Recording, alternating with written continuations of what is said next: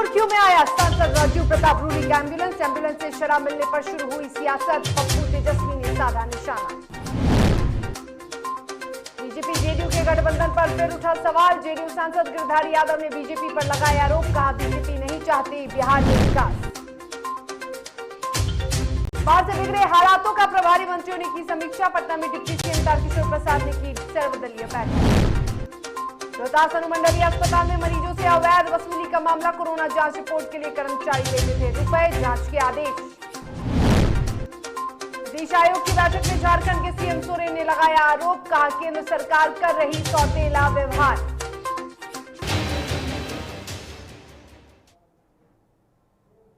नमस्कार, आप देख रहे हैं डीटीवी भारत और आपके साथ मैं हूं शर्मिला चौहान। खबरों की शुरुआत करेंगे और सबसे पहले बात करेंगे बिहार की राजनीति गलियारे की, जहां सांसद राजीव प्रताप रूडी के फंड से दिए गए एम्बुलेंस में शराब बरामद होने के बाद अब नीतीश सरकार की एक बार फिर से फजीहत हो रही है। बिहार में शराबबंदी के बावजूद सांसद फंड से चलने वाले एम्बुलेंस के अंदर शराब की डिलीवरी की खबर सामने आने के बाद नेता प्रतिपक्ष तेजस्वी यादव ने सवाल खड़े किए हैं। तेजस्वी ने सीएम नीतीश कुमार पर हमला बोलते हुए कहा कि शराबबंदी बेकार है। इतना ही नहीं, जाप संरक्षक पप्पू यादव ने भी ट्वीट कर सरकार और खुद राजीव प्रताप रूडी पर हमला बोला। पप्पू यादव ने लिखा है कि मुख्यमंत्री आप शराबबंदी का गुणगान कीजिए और आपका सहयोगी दल बीजेपी शराब की तस्करी करवाएगी। इससे बढ़िया गठजोड़ क्या होगा। सारण की बात करें, राजीव प्रताप रूडी पहले बालू ढुलाता था, अब दारू ढुला रहे हैं। अब इस पे हम लोग क्या कहें, सब कुछ तो सामने है, इसमें कुछ कहने की आवश्यकता है क्या? जो लोगों की जिम्मेवारी है इस काम को रोकने की, उन लोगों से पूछिए कि भाई ये क्या हो रहा है, हम लोग इस पे क्या कहें। हम लोग कहेंगे तो बात जो है बोलेगा कि कहीं और लेके चले जाएंगे बात। उनसे ये जो विषय जो आया है कि भाई कभी जो भी डोनेट किया हुआ जो एम्बुलेंस है, कभी बालू धुआता है, जब हमको पेशेंट होने की ज़रूरत थी तो बालू धुआ रहा था। आज क्या स्थिति बनी हुई है कि शराब धुआ रहा है। तो हम लोग तो कल भी इस बात को हमने बोला कि भाई कहाँ शराबबंदी है। और बिहार में जेडीयू बीजेपी के गठबंधन पर वैसे ही बड़े सवाल उठते नजर आते हैं, लेकिन कई बार दोनों ही दलों के नेताओं को सफाई देते भी देखा गया है।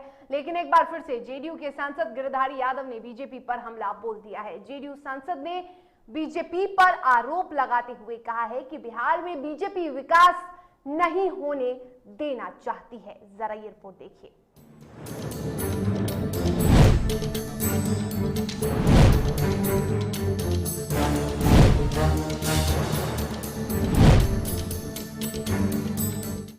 बिहार से लेकर दिल्ली तक एनडीए की सरकार है और बीजेपी के नेता कहते हैं देश में बह रही विकास की बयार है। बिहार में या देश में काम करने वाली सरकार है, लेकिन उनके तमाम दावों की हवा तब निकल जाती है जब जेडीयू के ही सांसद यह कह देते हैं कि केंद्र की मोदी सरकार नहीं चाहती है कि बिहार का विकास हो। हालांकि ये पहला वाकया नहीं है। इससे पहले भी बिहार में जदयू और भाजपा के बीच चल रहा अंतर्द्वंद खुलकर सामने आता रहा है। अब इसी कड़ी में बांका से जदयू के सांसद गिरधारी यादव ने बीजेपी और केंद्र की सरकार पर बड़ा आरोप लगाते हुए कहा है कि भाजपा बिहार का विकास चाहती ही नहीं है। सर, एक सवाल है, क्या वाकई में केंद्र सरकार बिहार सरकार को सपोर्ट नहीं कर रही है? हमने जो जवाब दिया है, जो हमसे क्वेश्चन पूछा गया था, हम बता रहे हैं कि पिछले बार जब सम्मानीय नरेंद्र मोदी जी प्रधानमंत्री बने उसमें 31 एमपी बिहार से एनडीए के जीत गया है जी। इस बार 39 एमपी जीत के हम लोग गए हैं जी। और एक ट्रेन भी पटना से हम लोग नहीं चलवा पाए। कैसे पटना नहीं दिल्ली नहीं चलवा पाए? तो अब साफ जब जरा दिखता है कि भारत सरकार का सपोर्ट नहीं है, उसमें कहाँ कोई दो मत है। दरअसल जदयू के सांसद से डीटीवी भारत ने सवाल किया था कि जब प्रधानमंत्री नरेंद्र मोदी और मुख्यमंत्री नीतीश कुमार की जोड़ी वाली सरकार केंद्र और राज्य दोनों जगह है तो फिर विकास क्यों बाधित है। अब उनके इस बयान के बाद जहां बीजेपी में खलबली मची हुई है, इस पर मुझे टिप्पणी करने की कोई जरूरत नहीं है। भारत सरकार जो भारत के यशस्वी प्रधानमंत्री श्री नरेंद्र मोदी जी के नेतृत्व में चल रहा है और बिहार में यशस्वी मुख्यमंत्री श्री नीतीश कुमार जी के नेतृत्व में जो एनडीए की सरकार चल रही है, दोनों सरकारों में बेहतर आपसी समझ है, आपसी तालमेल है और केंद्र सरकार के जहां सहयोग की जरूरत है वहां निश्चित तौर पर बिहार को सहयोग मिल रहा है। दोनों सरकारें मिलकर देश और राज्य के विकास के लिए बेहतर काम कर रही हैं। बीजेपी में तल्खी बढ़ती जा रही है। ऐसे में क्यों ना माना जाए कि गठबंधन की गांठ अब ढीली पड़ गई है। डीटीवी भारत के लिए विभूत झा की रिपोर्ट। और सीमांचल में घुसपैठ पर सत्ता पक्ष के दोनों घटक दल आपस में उलझ गए हैं। बीजेपी ने कहा कि सीमांचल में स्थानीय लोगों की मदद से बड़ी संख्या में घुसपैठिए आ रहे हैं और उन्हें साजिश के तहत बसाया जा रहा है, पर यह बात जेडीयू को अब नागवार गुजरी है। जेडीयू ने बीजेपी नेताओं पर तंज कसते हुए यह कह दिया है कि किसी के मन दिल में यदि घुसपैठ है तो उसकी दवा नहीं है। दरअसल सीमांचल में घुसपैठ पर राजस्व एवं भूमि सुधार मंत्री रामसूरत राय ने बड़ा बयान देते हुए कहा कि सीमांचल इलाके में बड़ी संख्या में घुसपैठिए आ रहे हैं और वहां बसते जा रहे हैं और सरकार इस पर रोक लगाना चाहती है। क्या लगता है आपको कि सीमांचल में इस तरीके से घुसपैठ हो रहा है और मंदिरों और मठों की जमीनों पर कब्जा किया जा रहा है? सरकार में वो स्वयं है और जो सरकार में हो वो किस सरकार से डिमांड कर रहे हैं, ये तो विचित्र इशू है। और वो भी भूमि का मंत्रालय अभी के पास हो तो उसका भी एक सर्वे हो जाना चाहिए कि कितनी सरकारी मस्जिदें, भूमि ऐसी है, कितनी सरकारी जमीन ऐसी है जिन जमीनों पर, जिस भूखंड पर किस समुदाय, किस धर्म के लोगों ने धार्मिक स्थल बना करके कब्जा कर रखा है, उसकी भी लिस्ट सार्वजनिक कर देनी चाहिए। नंबर 2 ये कि निराधार तथ्यहीन बातें करके हमको नहीं लगता है कि कोई संजीदा और संवेदनशील व्यक्ति केंद्र और राज्य की सरकार और दोनों एनडीए की सरकार और इस तरह की बातें, ये बड़ा बेतुका। तो आप नहीं मानते हैं कि वहां घुसपैठ हो रहा है? एक भी कहीं कुछ है ही नहीं है। अब अगर किसी के मन में, दिल में कोई किसी तरह की घुसपैठ हो तो उसकी कोई दवा नहीं। और जमुई सांसद चिराग पासवान खगड़िया पहुंचे बुधवार को, जहां अपने पिता स्वर्गीय रामविलास पासवान की पहली बरसी में शामिल हुए। शहरबन्नी में एक भोज का आयोजन भी किया गया था। बता दें कि पैतृक गांव पहुंचकर चिराग पासवान ने रामविलास के तैलीय चित्र पर पुष्प अर्पित की और उन्हें श्रद्धांजलि भी दी। गांव में 5000 से अधिक लोगों के भोजन की व्यवस्था भी की गई थी। चिराग पासवान की बड़ी मां राजकुमारी देवी ने पूरे कार्यक्रम की कमान संभाल रखी है। वैसे ही चिराग जैसे ही शहरबन्नी पहुंचे, उनका लोगों ने गर्मजोशी से स्वागत किया और इस दौरान चिराग ने सभी का अभिवादन भी लिया।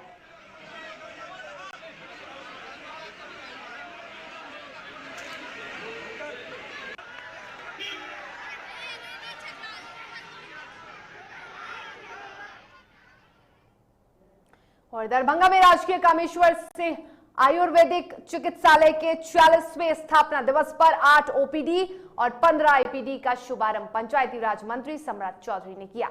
उद्घाटन करते हुए चौधरी ने यह विश्वास दिलाया कि कॉलेज को सरकार के स्तर पर हर प्रकार का सहयोग मिलेगा और इस मौके पर पूर्व सांसद हुकुमदेव नारायण, दरभंगा के सांसद गोपाल जी ठाकुर, दरभंगा नगर विधायक संजय सरावगी मौजूद रहे।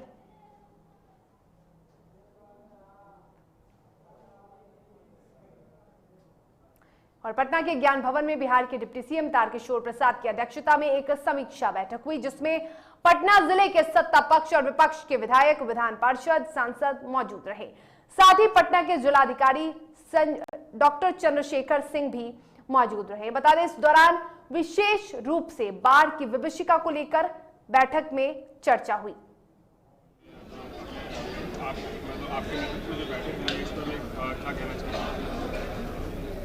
देखिए, बैठक आज पटना जिला के जो बाढ़ सहाय अनुश्रवण समिति है उसकी बैठक आहूत की गई थी और उस बैठक में हम सबों ने अधिक वर्षापात एवं नदियों में पानी का स्तर बढ़ने के कारण जो हमारे ग्रामीण हैं उन्हें पलायन भी करना पड़ा और उन्हें राहत भी हम सबों को पहुंचाना पड़ा। और माननीय मुख्यमंत्री जी के निर्देशानुसार किसी प्रकार की कोई कमी जिला प्रशासन की ओर से नहीं की गई है। और हमारे जो माननीय सांसद, माननीय बिहार विधानमंडल के सभी सदस्य एवं विभिन्न राजनीतिक दलों के जिला अध्यक्ष भी आज शामिल थे। सबों ने काफ़ी बहुमूल्य और अच्छे सुझाव दिए हैं। आने वाले दिनों में और जो कुछ छोटी छोटी बातें हैं उसको बेहतर ढंग से उसका हम सब निवारण कर सकें। और पूरे समीक्षा के दौरान हमने पाया है कि जिला प्रशासन पटना की ओर से जो आपदा का मानक है, जो एसओपी है, उसका यथासंभव उन्होंने उसका पालन किया है और जिसके कारण हम काफ़ी बेहतर ढंग से जो बाढ़ से पीड़ित हमारे ग्रामीण हैं उनका हम सबों ने ध्यान रखा है। काफ़ी अच्छी बैठक रही, काफ़ी महत्वपूर्ण सुझाव भी आए। और बिहार के भवन निर्माण मंत्री एवं रोहतास के प्रभारी मंत्री डॉक्टर अशोक चौधरी सासाराम पहुंचे, जहां उन्होंने अधिकारियों के साथ समीक्षा बैठक की। बाढ़, सुखाड़ और आपदा को लेकर आयोजित इस समीक्षा बैठक में कई विधायक और विधान पार्षद भी उपस्थित रहे। इस दौरान मंत्री ने कहा कि रोहतास का इलाका बाढ़ग्रस्त नहीं, लेकिन फिर भी तमाम तरह की संभावनाओं पर चर्चा हुई।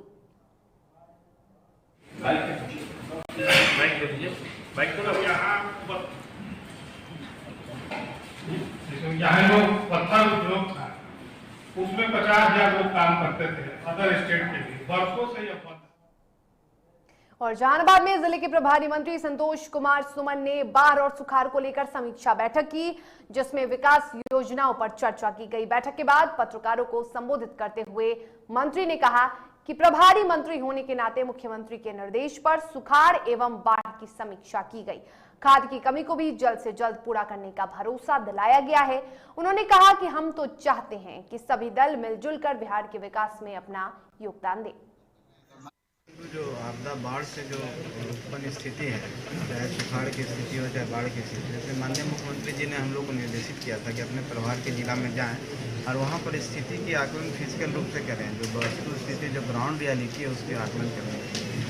जिला पदाधिकारी द्वारा वहाँ भेजा गया था, रिपोर्ट भेजा गया, रिपोर्ट अच्छा रिपोर्ट है। फिर भी माननीय मुख्यमंत्री जी बोले कि हम लोगों को अपने तरफ से भी देख लेना चाहिए, सरकार के एक प्रतिनिधि रहना चाहिए।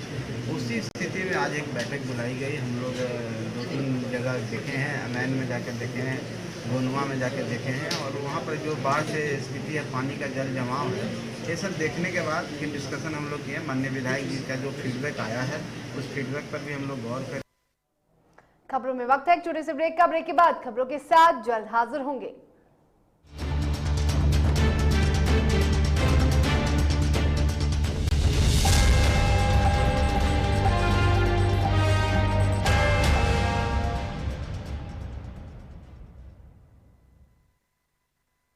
Elite institute. अगर आपके अंदर चाह है तो एलीट आपकी राह है। IIT हो या मेडिकल, आप चाहते हैं अपने आप को उत्कृष्ट दिखाना, आप चाहते हैं खुद को एक IITian के रूप में दिखना या मेडिकल के क्षेत्र में आगे बढ़ना, तो एलीट आपके लिए बहुत बड़ी ताकत के साथ आपके सामने है। आइए, खुलिए, बढ़िए, पहुंचिए। Elite institute.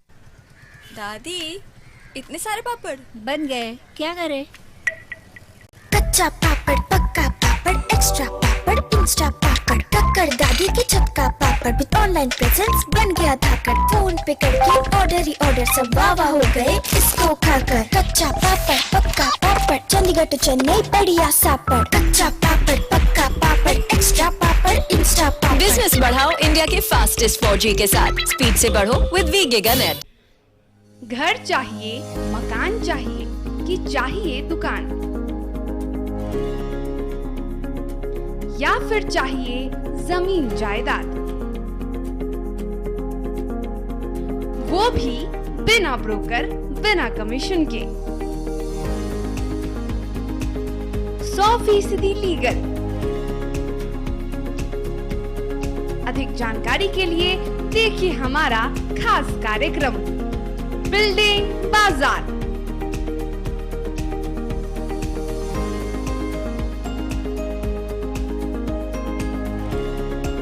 Finance expert engineer Madan Gupta के साथ सिर्फ DTV भारत पर, शनिवार और रविवार रात 8:30 बजे।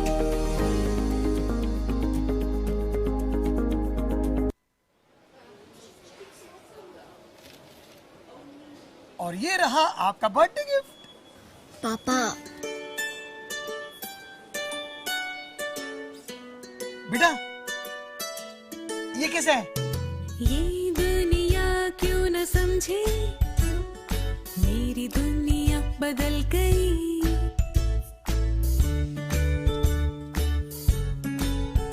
और ये देखो पीहू,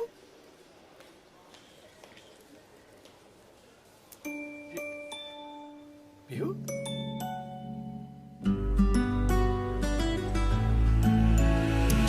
गुड़ियों से खेलने वाली तेरी गुड़िया बड़ी हुई। बच्चे कब बड़े हो जाते हैं पता ही नहीं चलता। थोड़ा बड़प्पन दिखाइए। रहो सेफ सैनिटरी पैड से खुद को स्वस्थ और सुरक्षित रखने में इनका साथ निभाइए। सर छुट्टी चाहिए थी। क्यों? गांव के सारे घर कच्चे थे, बाढ़ में ढह गए। मेरा भी। Good morning sir. देखिए बुनियाद भी पक्की, आपका नया घर भी पक्का, सालों साल चलेगा सर। ठीक है ले लो छुट्टी।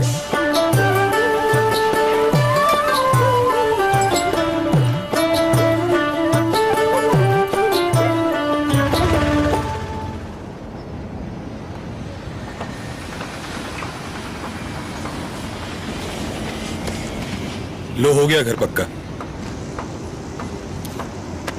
छुट्टी कैंसिल।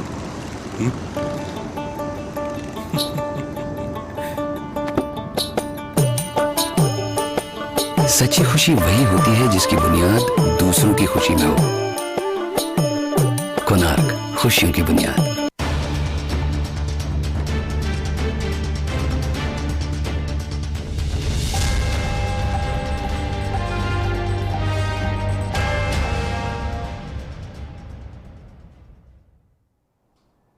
ब्रेक के बाद एक बार फिर से आप सभी का स्वागत है। खबर रोहतास की, जहां जिले के विक्रमगंज अनुमंडलीय अस्पताल में मरीजों से अवैध वसूली की जाती है। कोविड-19 का रिपोर्ट लेने पहुंचे मरीजों से 100 रुपए की वसूली की जा रही है। और इस संबंध में सहेजनी टोला निवासी शंभू शाह ने बताया कि अनुमंडल अस्पताल में 11 सितंबर को कोविड-19 का जांच कराया था, जिसकी रिपोर्ट लेने वो आए थे। जब वो निबंधन काउंटर पर गए तो डेटा ऑपरेटर राजू कुमार ने रिपोर्ट देने के लिए 100 रुपए की मांग की और कहा कि बगैर पैसा रिपोर्ट नहीं मिलेगा। वहीं इस आरोप को लेकर अनुमंडलीय अस्पताल विक्रमगंज के उपाधीक्षक डॉक्टर ओम प्रकाश सिंह ने कार्रवाई का भरोसा दिया है।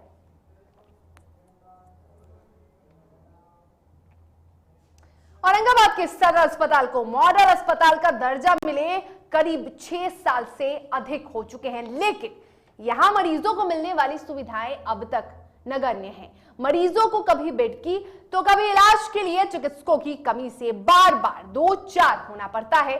और ऐसा ही एक मामला बुधवार को सामने आया, जहां प्रसव कराने आई एक गर्भवती महिला को बेड नहीं मिलने के कारण जमीन पर ही मजबूरन लेटना पड़ा।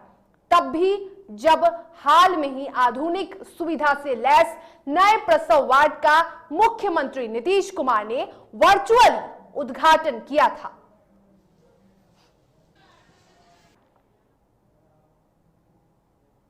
मुंगेर यूनिवर्सिटी की स्थापना के 4 साल बीत गए, लेकिन यूनिवर्सिटी में ना तो पीजी विभाग ही खुल पाया है और ना ही रिसर्च शुरू हो पाया है, और बिना पीजी यानी पोस्ट ग्रेजुएट और रिसर्च के यूनिवर्सिटी के अस्तित्व पर ही सवाल खड़े हो रहे हैं।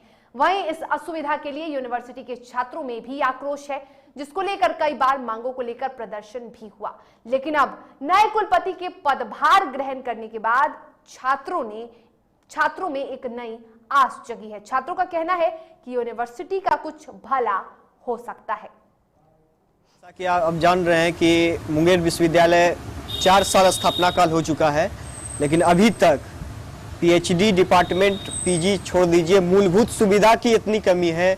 ना तो हॉस्टल है, छात्रावास है, कैंटीन का व्यवस्था, साइकिल स्टैंड नहीं है, गर्ल्स के लिए कॉमन रूम नहीं है, शौचालय नहीं है, कोई शिक्षक नहीं है, घोर कमी है कर्मचारी का। यहाँ तक कि मूलभूत सुविधा नहीं है तो पीएचडी का बात छोड़ दीजिए, पीजी डिपार्टमेंट नहीं है।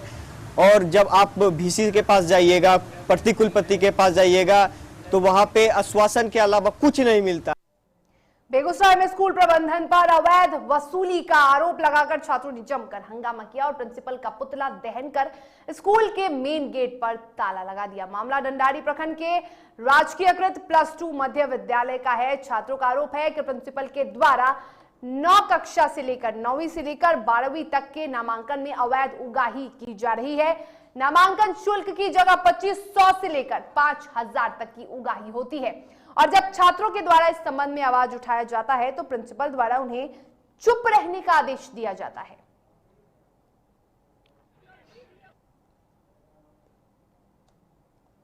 खगड़िया जिले के बैरदौर थाना क्षेत्र में एक युवक को बिजली के पोल से बांधकर उसकी पिटाई की गई। युवक गांव की महिलाओं से छेड़छाड़ करता था, यह आरोप उस पर लगा है, जिसके कारण महिलाओं ने लाठी से उसकी पिटाई कर दी।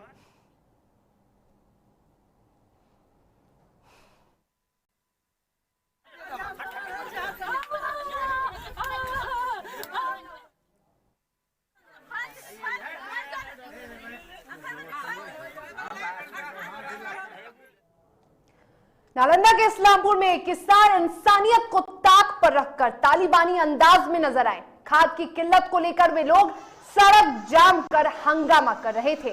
तब पुलिस समझाने गई तो एएसआई को कुछ बदमाशों ने लाठी डंडे से अचानक हमला कर दिया और उस पिटाई का वीडियो सोशल मीडिया पर वायरल हो गया। हिलसा डीएसपी कृष्ण मुरारी ने बताया कि वीडियो के आधार पर दोषी लोगों पर कार्रवाई की जा रही है। फिलहाल घायल एएसआई को इलाज के लिए सदर अस्पताल भर्ती कराया गया है।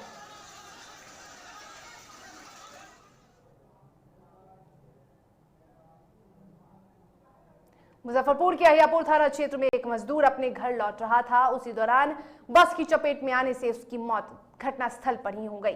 जानकारी के अनुसार यह हादसा NH 77 पर अहियापुर थाना क्षेत्र के भीकनपुर स्थित एक पेट्रोल पंप के पास हुआ। मृतक मजदूर की पहचान रघुवीर राम के रूप में हुई है। बता दें कि सूचना पर पहुंची पुलिस ने शव को कब्जे में लेकर पूरे मामले की जांच में जुटी है। क्या है घटना सर? घटना है कि वो मजदूरी करके वापस आ रहा था, उसका काम नहीं मिला था। वो वापस आ रहा था, अपने घर की ओर जा रहा था, उसी बीच में गाड़ी से एक्सीडेंट हुआ। क्या नाम है हुआ इनका?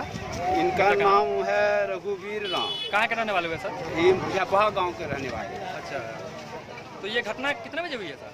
ये अभी से चलिए अब नजर डालते हैं झारखंड की खबरों पर। झारखंड में मुख्यमंत्री हेमंत सोरेन ने झारखंड मंत्रालय स्थित सभागार में नीति आयोग की टीम के साथ उच्च स्तरीय बैठक की।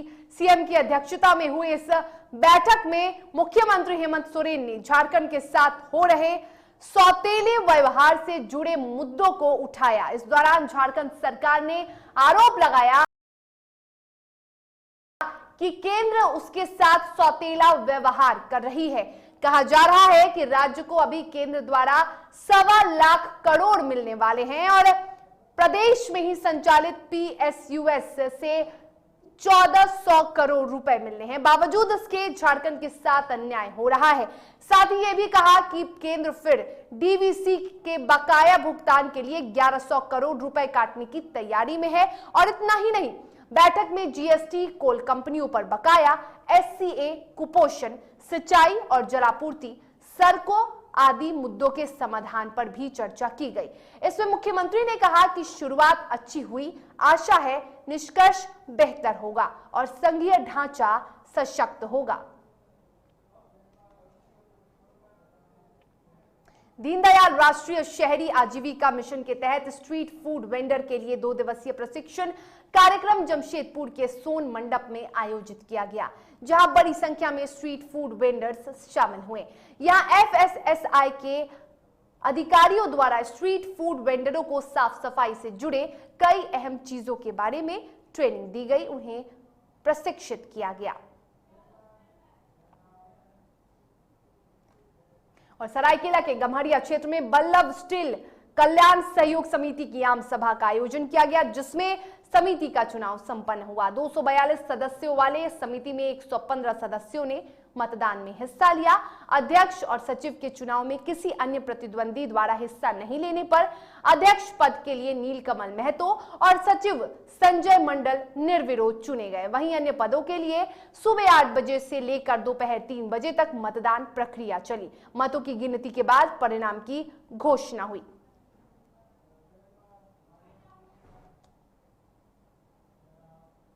और चलिए इसी के साथ बुलेटिन के सफर में फिलहाल इतना ही। तब तक के लिए मुझे दीजिए इजाजत, लेकिन आप स्वस्थ रहिए, सुरक्षित रहिए और देखते रहिए DTV भारत। नमस्कार।